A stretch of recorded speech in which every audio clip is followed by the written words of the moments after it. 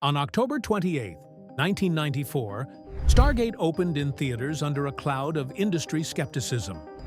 Yet within days, it pulled in $16.6 million and ultimately reached $196.6 million worldwide, nearly 4 times its $55 million budget, which had been scrapped together after major studios rejected the project. Director Roland Emmerich and producer Dean Devlin gambled their reputations on an idea many considered outdated, blending ancient Egyptian mythology with large-scale science fiction at a time when the genre was viewed as commercially risky. Instead of collapsing, the film became a breakout hit and laid the foundation for Stargate SG-1, launching a franchise that endured for decades. The success was not luck. It was forged under financial pressure, creative clashes, and high-stakes decisions made when failure seemed more likely than triumph. Development and early production, pre-production. Before a single frame was shot, Stargate was conceived as something much larger than a standalone adventure. Roland Emmerich and Dean Devlin envisioned the film as the first chapter of a trilogy. Their core idea was direct and commercial. Combine recognizable Egyptian mythology with accessible science fiction, then ground it in a military framework that mainstream audiences could follow. To avoid obvious historical mistakes, they brought in Egyptologist Stuart Tyson Smith to advise on symbols, hieroglyphs, and linguistic structure. The goal was not academic perfection, but credibility strong enough to sell the illusion. Financing quickly became the main obstacle. In the early 1990s, several major studios viewed large-scale science fiction as financially unstable. Projects were rejected. Emmerich and Devlin chose to proceed independently. They assembled approximately $55 million from foreign investors, pre-sales, and distribution deals. The risk was significant. Some industry observers believed the film would require closer to $100 million to compete visually with other effects-heavy releases of the era. Metro-Goldwyn-Mayer eventually agreed to distribute the film, largely because its release calendar had room, not because executives were fully convinced of its potential. The original trilogy plan began to weaken even before production ended. While the creators imagined a controlled cinematic arc, later developments pushed the property toward television. When Stargate SG-1 moved forward without their full creative involvement, Emmerich and Devlin publicly expressed dissatisfaction with the direction and entered disputes over rights and creative control. The franchise would grow, but not in the exact form they first intended. Behind the scenes, Emmerich initially resisted heavy digital effects. He preferred mechanical builds, miniatures, and physical solutions. Computer-generated imagery was still developing, and he distrusted its realism. At the same time, the production faced legal pressure.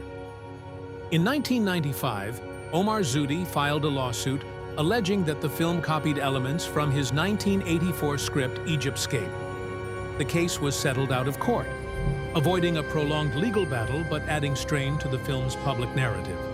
By the time cameras rolled, the original vision had already been reshaped by financial limits, legal challenges, and practical compromise.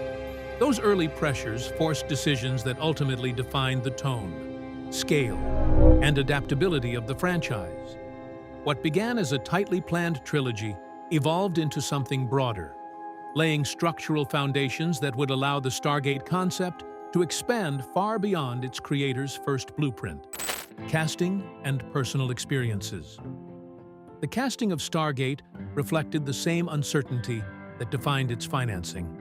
Each major actor arrived with a different motive, a different expectation, and a different level of commitment. Kurt Russell was the first critical piece. He was offered the role of Colonel Jack O'Neill, and initially passed after reading an early draft he considered weak. He later reviewed a revised script and agreed to join for a reported $7 million salary. Russell approached the project pragmatically. He understood the business value of a large-scale studio-backed release, even if the material was not a prestige drama. He drew on his experience in the California Air National Guard to shape O'Neill's physical posture and command presence. He also lightened his hair to fit the military image Emmerich wanted. Russell later admitted he had accepted scripts he considered flawed before, but he viewed them as calculated career decisions rather than artistic statements. James Spader entered the production from a different position, known for independent and character-driven films. He needed commercial income at the time. He reportedly described the script as terrible, yet strangely compelling because of its unusual tone. Spader clashed with Emmerich and Devlin over dialogue he felt sounded cheap or forced. Tensions surfaced during production when Spader retreated to his trailer, frustrated by creative disagreements. According to accounts from the set, Russell diffused the situation by reminding him that the studio was paying him approximately $1 million, implying that commercial compromise was part of the agreement. Spader ultimately delivered a restrained, academic interpretation of Daniel Jackson that contrasted sharply with Russell's military authority. The most unusual casting decision involved J. Davidson as Ray. Davidson had gained international recognition for The Crying Game, earning an Academy Award nomination. He had no intention of pursuing a long-term acting career and reportedly requested $1 million in hopes the producers would decline. They accepted. During production, Davidson faced personal instability when his assistant disappeared with his methadone supply, complicating his focus on set. He struggled with complex dialogue and relied on phonetic cue cards. His limited vocal projection and rigid performance led to heavy post-production alterations, including voice modulation and visual changes that transformed Ra into a parasitic alien entity. Supporting actors added depth and professionalism. Viveka Lindfors delivered one of her final performances. Jimon Hounsou and Eric Avari contributed disciplined supporting work that stabilized the ensemble. The contrast was clear. Russell treated the film as a strategic commercial move. Spader treated it as a reluctant compromise. Davidson treated it as a short-term transaction. Those conflicting attitudes mirrored the larger instability of an independent production trying to operate at blockbuster scale. And that tension shaped the performances audiences ultimately saw on screen. Conflict and on-set challenges. The production of Stargate operated under constant tension. Creative disagreements surfaced early and did not disappear once cameras rolled. James Spader openly challenged dialogue he believed sounded artificial. He questioned word choices and delivery during rehearsals and delayed takes while debating tone. Roland Emmerich defended the script's direct style and pushed for efficiency. The exchanges slowed filming and increased friction between actor and director. J. Davidson struggled for different reasons. Personal instability affected his focus, and he relied heavily on cue cards to deliver lines. His limited projection forced the crew to repeat takes. Scenes involving Ra required additional adjustments because the performance did not match the scale Emmerich expected. Visual effects supervisor Jeffrey A. Okun described an unpredictable working relationship in a 2019 interview. Emmerich reportedly dismissed him multiple times during post-production discussions, shouting for him to leave the set when dissatisfied with early test shots. When revised versions improved, Emmerich reinstated him and continued production. The pattern reflected pressure rather than personal hostility, but it created instability within the crew. Scheduling added another layer of strain. The film was shot largely in chronological order to simplify continuity and performance arcs. This choice limited flexibility when scenes ran over time. Budget constraints forced the team to cut the original opening sequence to reduce costs. During one period, when Emmerich fell ill, members of the crew filmed a short parody segment featuring staged explosions and a bulldozer tearing through tents. The footage was never intended for release, but it demonstrated the crew's attempt to maintain morale during delays. Location conditions in Yuma, Arizona, intensified the pressure. Temperatures exceeded 120 degrees Fahrenheit during desert shoots. Cameras overheated and shut down. plastic water containers warped in direct sunlight. Crew members rotated shifts to avoid heat exhaustion. Actors wearing heavy Horus Guard helmets fainted between takes because the helmets had no ventilation. Production adjusted the schedule to capture key scenes during early morning and late afternoon golden hour light, which reduced heat exposure and improved visual consistency. Technical issues also surfaced with the Stargate prop itself. The initial paint job was matte black, which made the ring resemble a large tire under bright sunlight. Overnight, the art department repainted it with metallic silver to increase contrast and perceived scale. The correction improved its presence on camera and became part of the franchise's visual identity. These conflicts and setbacks created a tense atmosphere, but they also forced rapid problem-solving. Independent financing left little margin for delay, and every correction required immediate execution. The pressure sharpened decisions, compressed timelines, and demanded adaptability. The production risks were visible on set each day, yet those same risks pushed the team toward solutions that ultimately strengthened the film's visual impact and operational discipline. Visual effects and technical innovation. The visual identity of Stargate depended on effects that had to look large, but were built with limited digital infrastructure. In 1994, there was no modern digital pipeline. Most compositing was done for 35mm film output, and rendering power was restricted. The Stargate activation effect, later known as the kawoosh, was created through practical experimentation. The team built a water-based simulation inside a garage using a vertical sheet of plexiglass. They mixed water with powdered iced tea to add density and visibility. An air cannon pushed compressed air through the liquid. Early tests used 26 pounds per square inch and caused uncontrolled splashes. The pressure was reduced to 2.1 pounds per square inch to achieve a smoother outward burst. The swirling strudel surface was filmed at 120 frames per second to slow motion and enhance weight. The visual reference was liquid mercury. When director Roland Emmerich saw the first composite, he rejected it and dismissed visual effects supervisor Jeffrey A. Okun from the room. After adjustments in lighting and compositing, Emmerich approved the final version. Morphing sequences required custom software because available commercial programs produced unstable results. The team wrote internal tools to control negative space transitions, particularly for the Horus Guard helmets. Each transformation required 2 passes, one plate without the helmet and one with it.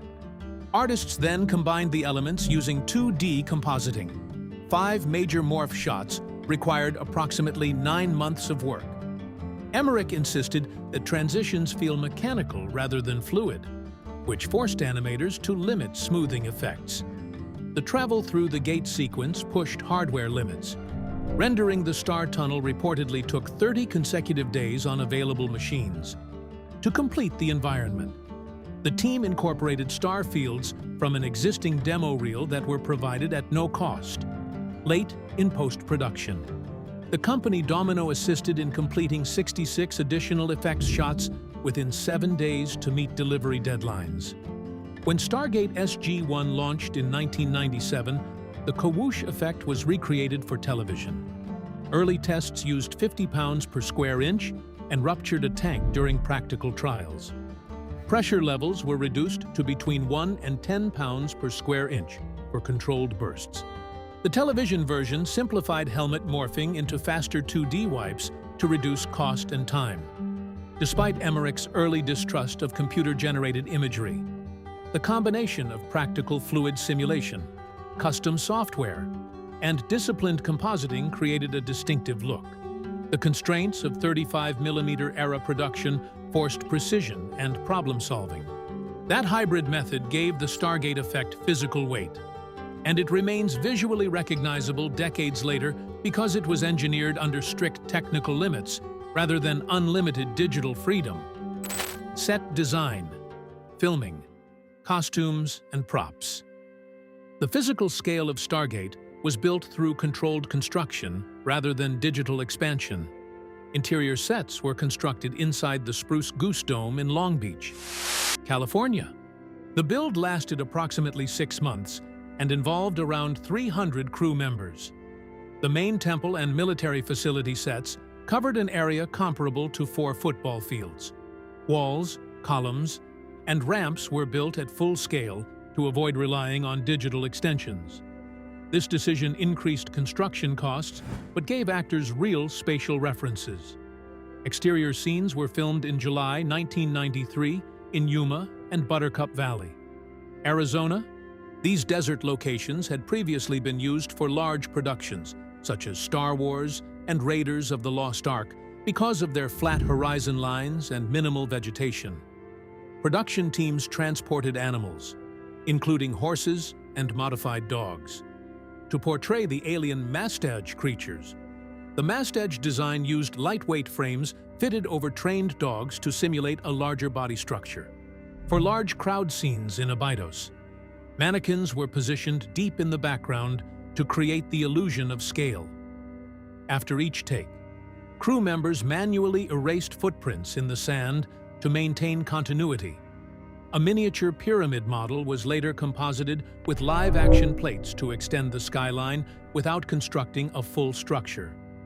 Ra's costume was designed in 5 complex components, combining velvet fabric, leather, and fiberglass sections embedded with artificial gemstones. The structure restricted movement and required assistance during dressing. J. Davidson had visible piercings that did not fit the character's design, so cinematographers adjusted camera angles and lighting to conceal them rather than altering the actor's appearance physically. The Horus and Jaffa helmets presented greater physical strain. Each helmet was heavy, sealed, and lacked eye holes. The illuminated eyes were powered by internal 9-volt batteries. Installation required up to 6 hours of preparation, including padding and cable placement. Performers frequently overheated or fainted between takes because visibility was limited. Movement was choreographed slowly. The helmet transformation effects were later enhanced through 2D morph wipes in post-production rather than complex mechanical articulation. Weapons and props were manufactured in large quantities. Approximately 600 resin-cast obsidian pieces were produced to populate temple walls and ceremonial props. Staff weapons were built from lightweight materials to allow repeated use during action sequences without causing injury. The production relied on physical builds, scaled miniatures, and practical creature solutions instead of expensive digital replacements. That combination of tangible construction and controlled visual extension allowed the film to appear larger than its $55 million budget suggested. The sets gave actors measurable environments, and the camera captured real shadows and texture. The result was a visual scale achieved through disciplined resource management rather than unlimited spending. Post-production and editorial decisions. Post-production reshaped key elements of Stargate, especially the portrayal of Ra. Early test screenings revealed that the character lacked menace and clarity. Editors and effects teams altered the concept by emphasizing Ra as a parasitic alien entity inhabiting a human host. Visual adjustments included glowing eyes, added internal light effects, and composited energy bursts during the death sequence.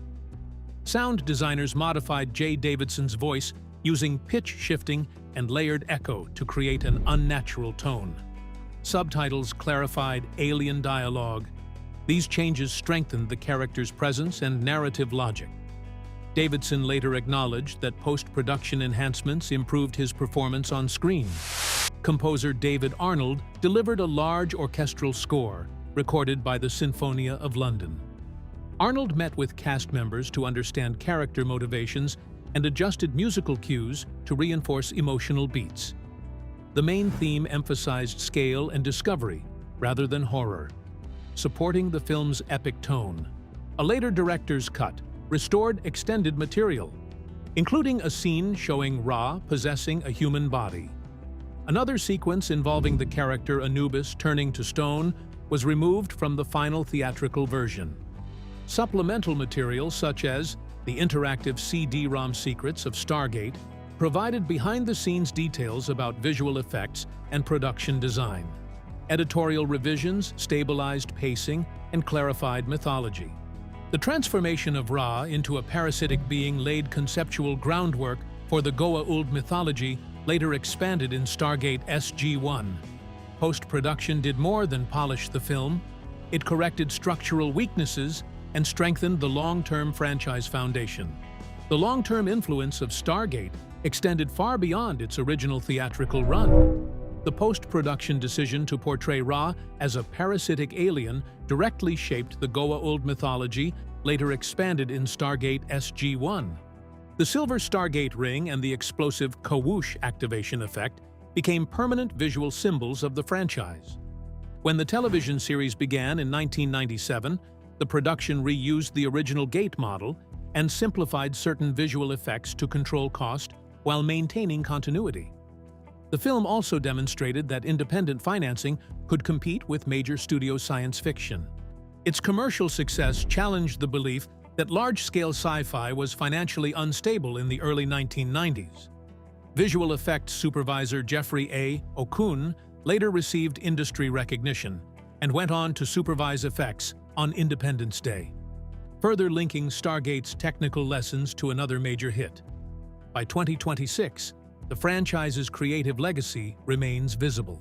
Gateworld hosts an online art gallery featuring original concept work by artists such as Holger Gross, Oliver Scholl, and Patrick Tatopoulos, preserving early design sketches and visual development, online retrospectives, including YouTube features like 15 Weird Facts, continue to examine deleted scenes, unused props, and production anecdotes. More than 3 decades later, Stargate stands as proof that disciplined problem-solving, hybrid practical effects, and controlled risk can generate a franchise identity strong enough to outlive its original blueprint. The journey of Stargate began as a financial gamble and evolved into an unexpected global success. What started as a risky independent production, rejected by major studios, and built on a $55 million budget assembled from foreign investors, became a $196.6 million worldwide hit. Along the way, the project faced creative disputes, technical limitations, extreme filming conditions, and post-production restructuring. Scripts were rewritten, performances were reshaped in the editing room, visual effects were redesigned under pressure. Each obstacle forced direct decisions with measurable consequences. The production demonstrated that constraint can sharpen execution. Limited digital tools pushed the effects team toward hybrid solutions that combined physical builds with early computer graphics. Budget pressure required precise scheduling and rapid problem-solving. Creative conflict forced clarity in tone and character. Instead of collapsing under strain, the film adapted. That adaptability became its strength. The legacy extended beyond box office revenue. The mythology introduced in the film provided the foundation for Stargate SG-1 and subsequent expansions. The Stargate ring and its activation effect became recognizable franchise symbols. The film also influenced industry perception of science fiction, proving that independently financed genre films could compete on a global scale. More than 30 years later, Stargate remains active in public memory through reruns, fan communities, and archival retrospectives. Its production history continues to serve as a case study in calculated risk and disciplined execution. The film did not succeed because conditions were ideal. It succeeded because its creators adjusted to conditions that were not. That principle continues to inspire filmmakers who operate without unlimited resources but aim for large-scale impact.